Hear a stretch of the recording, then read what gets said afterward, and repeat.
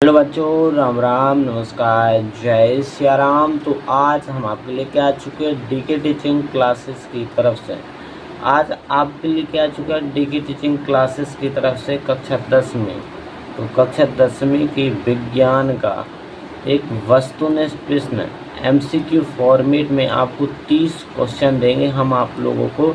तो आप लोगों को जो 30 क्वेश्चन एमसीक्यू फॉर्मेट में टॉप क्वेश्चन है, महत्वपूर्ण क्वेश्चन है। अगर आप लोग इन क्वेश्चनों को देख लेते हैं और इनका आंसर भी आपको साथ में दिया जाएगा, उत्तर भी इनको साथ में दिया जाएगा, बताया जाएगा इसका कौन सही है।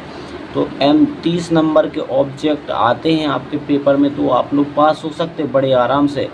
तो इसलिए ऑब्जेक्ट बस सीख कर ही आप लोग पास हो सकते हैं। और ऑब्जेक्ट टाइप का एक प्रश्न पत्र लेके आपके सामने हम प्रस्तुत हैं। बस आपको क्या करना है, इस वीडियो को लाइक करना, शेयर करना। देखो, अगर आप लोग 10वीं के बच्चा हो, अगर आप लोग अच्छी से अच्छी तैयारी करना चाहते हो तो आप लोग हमारे चैनल को सब्सक्राइब करें। सब्सक्राइब करने से ये होगा कि हम यहाँ पर विज्ञान के पेपर डालेंगे। हम हर प्रकार के पेपर हर तरह से बना के डालेंगे, क्योंकि जो पेपर फेक नहीं, हम खुद बनाते हैं और आप लोग डाल देते हैं, जिसमें आपकी तैयारी अच्छी हो जाए और आपको प्रैक्टिस हो जाए अच्छी। तो इन पेपर को सॉल्व करें और मतलब इसको देखें, पढ़ें और इनको लगाने का प्रयास करें। पहले बिना देखे फिर इसका आपको ऑप्शन भी देगा, क्वेश्चन का आंसर भी मिलेगा।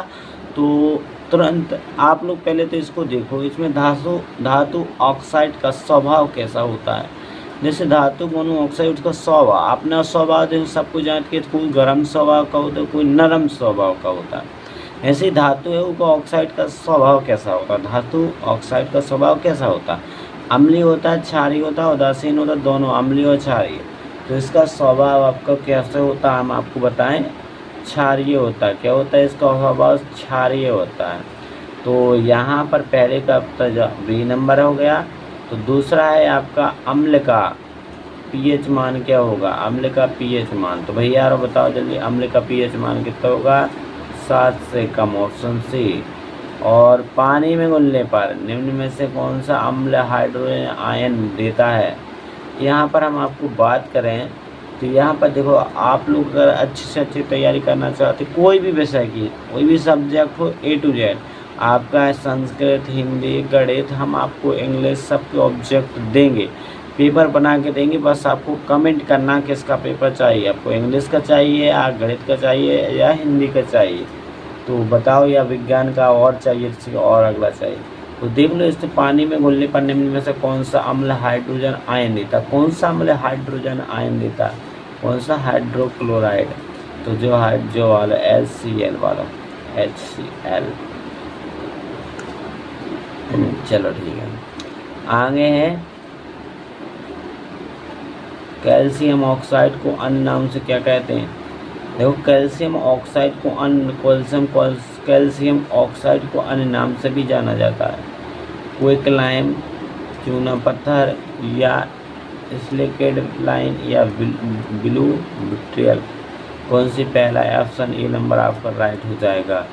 क्विक लाइम के नाम से जाना जाता है इसको, कैल्शियम ऑक्साइड को क्विक नाम से जाना जाता है। दांत में सड़न किस कारण होती है, ये आपको बताना है कि अधिक अम्ल बनने से या क्षार बनने से, एंजाइम बनने से। तो बच्चों यहाँ पर सबसे ऑप्शन सही कौन सा होगा, ए नंबर, अधिक अम्ल बनने से। ठीक है, उत्तर नीचे देते जाएंगे हम, इनका लाल में लिखा है, तो लाल कलर में उत्तर लिखा, उत्तर भी उसके नीचे लिखा। हाइड्रोजन अम्ल का रासायनिक सूत्र हो जाता है, हाइड्रोजिक अम्ल का रासायनिक सूत्र होता है HCl। हाइड्रोक्लोरिक लिखो, सॉरी यहाँ पर हाइड्रोक्लोरिक लिखा था, हमारा गलती से पड़ गया।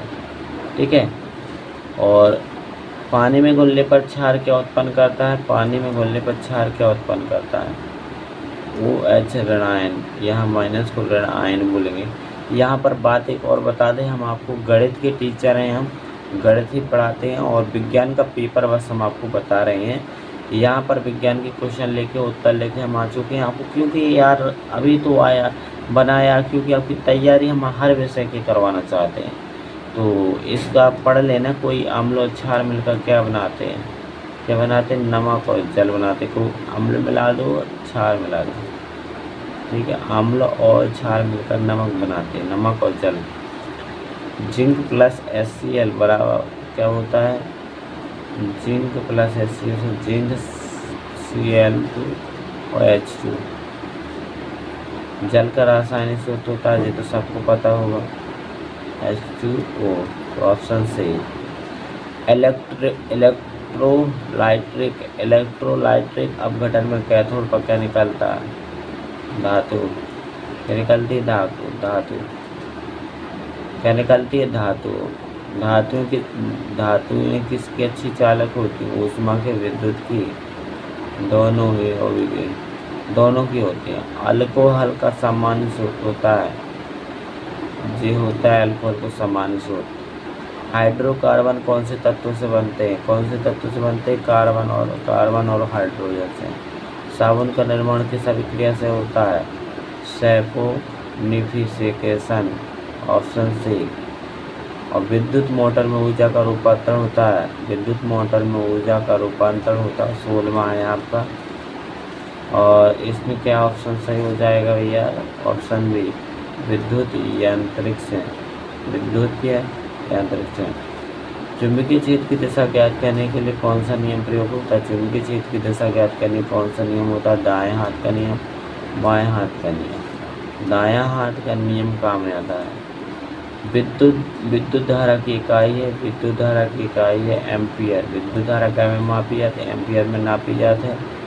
और स्थायी चुंबक में प्रयोग होता है, क्या होता है, स्थायी चुंबक में प्रयोग होता है, ऑप्शन डी, एनिलिको। रासायनिक परिवर्तन में होता है, नया पदार्थ बनाता है, रासायनिक। इलेक्ट्रॉन का ऋणात्मक आवेश होता है -1। पृथ्वी पर किसी वस्तु का भार सबसे अधिक कहाँ होता है, पृथ्वी पर किसी वस्तु का भार सबसे अधिक कहाँ होता है, भूमध्य पर, ध्रुवों, वायुमंडल, सभी जगह पर काय पर होता है सबसे ज़्यादा भार, ध्रुवों पर। प्रकाश बस मापता है, प्रकाश क्या मापता है, समय, द्रव्यमान, दूरी, वेग। प्रकाश बस क्या नापता है, दूरी को। प्रकाश बस मापता है दूरी को। रक्त में ऑक्सीजन का परिवहन किसके द्वारा होता है, ल्यूकोसाइट्स, प्लेटलेट्स, हीमोग्लोबिन के द्वारा। उत्तर है को हीमोग्लोबिन, क्या है वो, हीमोग्लोबिन। रक्त में ऑक्सीजन का परिवहन किसके द्वारा, मतलब आवागमन क्या के द्वारा, हीमोग्लोबिन के द्वारा होता है। पादपों में जल का परिवहन होता है, पादपों में जल का परिवहन क्या होता है, जाइलम द्वारा, काय के द्वारा, जाइलम द्वारा। और 26 DNA की द्विगुनी कुंडली की खोज किसने की थी, DNA की द्विगुनी कुंडली की खोज किसने की थी, वाटसन और क्रिक ने।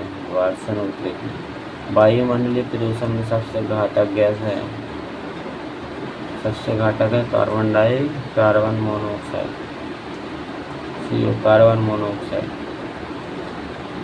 ओजोन परत किस हानिकारक किरण से रक्षा करती है, UV किरणें।